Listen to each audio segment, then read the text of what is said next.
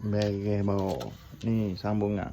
Bawah ni kita buat dah pintu pintu belakang. Ni kita nak buat pintu depan pula ni. Kita nak buat gini. Nak lagu mana? Kita nak buat pintu depan pula. Nak buat pintu depan. Lagu mana boleh jadi.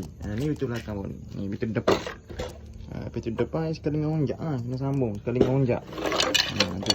Tu nampak. Ni kita nak buat pintu depan ni. Nak lagu mana? Nak lagu mana? Okey. Nak buat pintu depan. Okey, kita ambil frame. Ni frame. Frame papan, cordless, screwdriver, paku sikit, lepas tu skru sikit. Lepas tu kerak ni papan ni dulu bawah. Amai kerak dulu papan tu. Tengok jadi warna sektor. Kacau.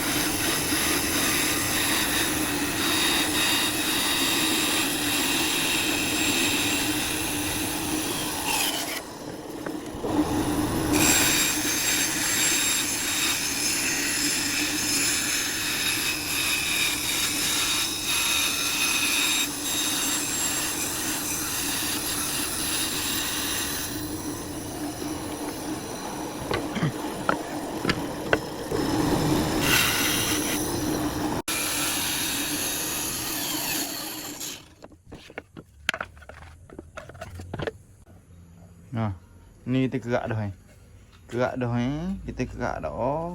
Lepas tu kita pasang boh. Ni nak pasang ni. Kita pasang kedudukan je gini lagi.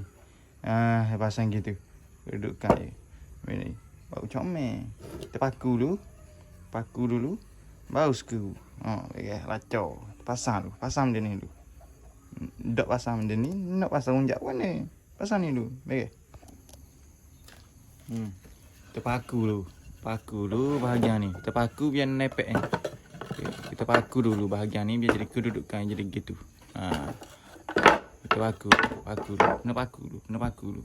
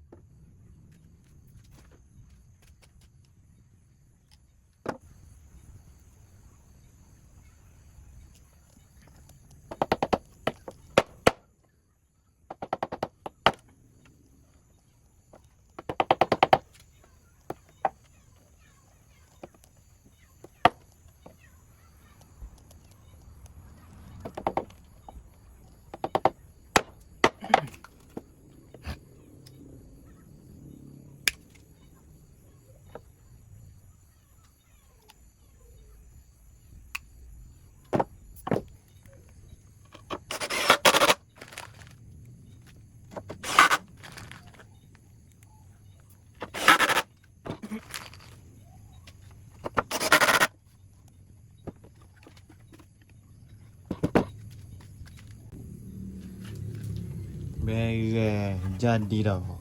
Siap dah. Ni bahagian depan ya. Bahagian depan.